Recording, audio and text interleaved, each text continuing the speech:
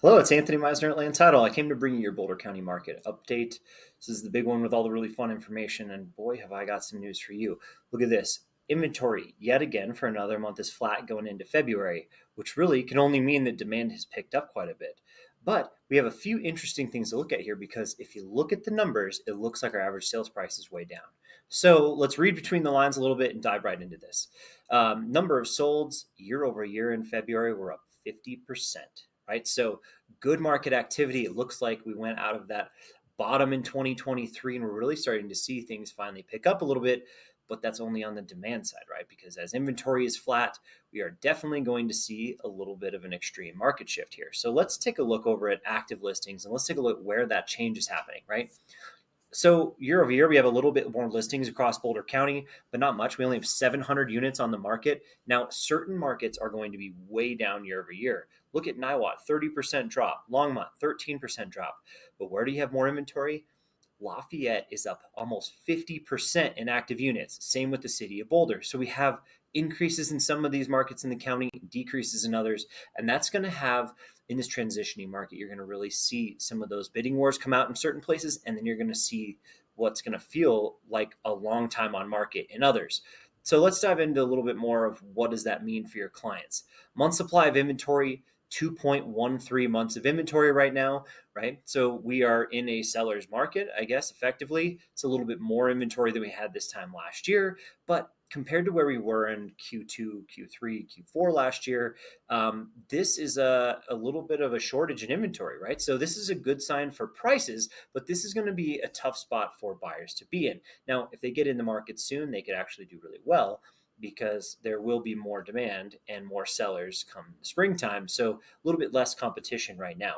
Although we are getting into March, and March is always the beginning of that listing season, spring buyer season. So I do think that you better be conscious of that when you're kind of reiterating this to clients.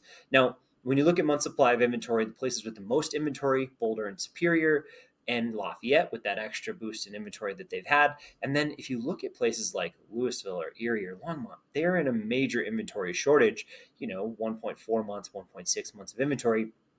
It is definitely could use some more in those markets. Now, if you look at days in MLS, this is how fast the market is. We're at 53 days in MLS right now, a little bit longer than last year, but not too much. We're only about 12% increase, which is a matter of days. So when you're talking about 6 days, it's another week on the market than normal. So it is taking a little bit longer for things to go under contract, but certain markets are flying off the shelf already. Look at Louisville, less than 30 days in MLS already, and it's not even the spring market. We're talking about the winter. The buying season has already started early in some of these markets.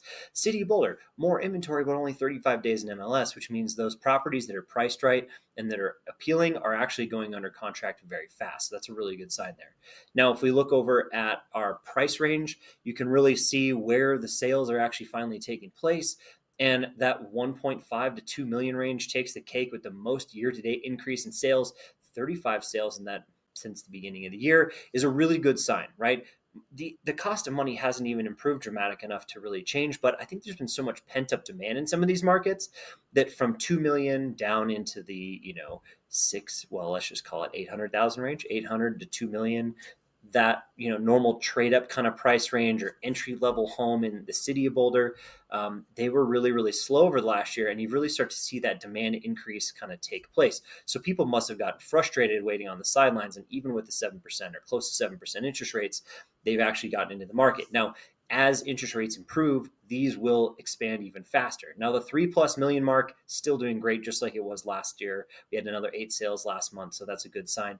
The inventory increase has largely been across the board, right? It doesn't seem like there's any rhyme or reason to where, because 5 to 600,000 has a 43% increase year to date, and 2 million to 2.5 million also has a 45% increase in inventory. So lots of inventory coming on the market, but lots of sales to couple with that to kind of counteract that balance, right? I say lots. This is actually one of the slowest times in Boulder real estate history other than last year, right? So not a lot of listings, not a lot of buyers, but we are in May, right? So now that we're now in March. So now that we're in March, you're going to start to see the market speed up and you're going to see inventory come online, but it could not be too soon because look at the latter half of the market. Anything under about 1 million right now is in a major inventory shortage, and you really need that inventory to help get those buyers under contract. But as a seller, this is a good sign. You could definitely see some, really pushing the limits of some of these neighborhoods and where there's not a lot of inventory, but the higher end of the market is still really oversaturated, right? 7 months of inventory at 2.5 to 3 million, 11 months of inventory again at 3+ million. But it seems like the stuff that's priced right is moving, right? So you can see that those bars on our days on market, they were in the 50s and 60s last month across the board. We've really started to see those competitive price points. Look at 1 to 1.5 million. That was where we saw a huge increase in sales, only 21 days in MLS. So definitely use the price point slides with your buyers and sellers because they can make a big difference. I'm going to skip that slide because I have a better one for you here in just a second. But look at this average sales price. This one is very interesting to watch right now. Over the last 12 months in Boulder County, it looks like prices have settled just a little bit by like 3.5%. Now, some of our markets, like Longmont, have stayed very, very flat, just like Erie. More inventory, it's more competitive price point. You get a little more bang for your buck. You saw it out in Superior too, where things have been very flat. Now, that's a good sign for our market because stability is the key in Boulder County, right? It's one of those markets that we like to talk about as being stable and resilient during tough times. And last year was a very tough market.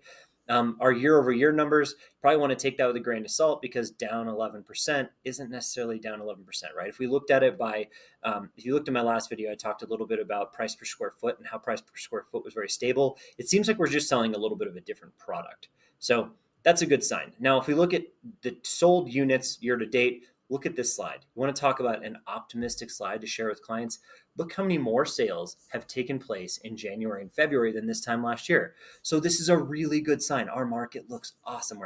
This is such a good picture to display, say, look how things have changed in 2024 and how real estate is still this really great investment, right? Or maybe this is your year. Let's get out there and beat the crowd, because what everybody's saying is if interest rates start to drop, the latter half of the year could be bananas again, right? So going into 25, we know that that's going to be a tough market if interest rates come down like they're supposed to. So really get out there and shop early. And I think if you're going to shoot a video on anything or talk to your clients about anything, this might be the one slide to say, look how much things have started to ramp up. We don't want to be in late to the party, right? We don't want to miss out some of that appreciation.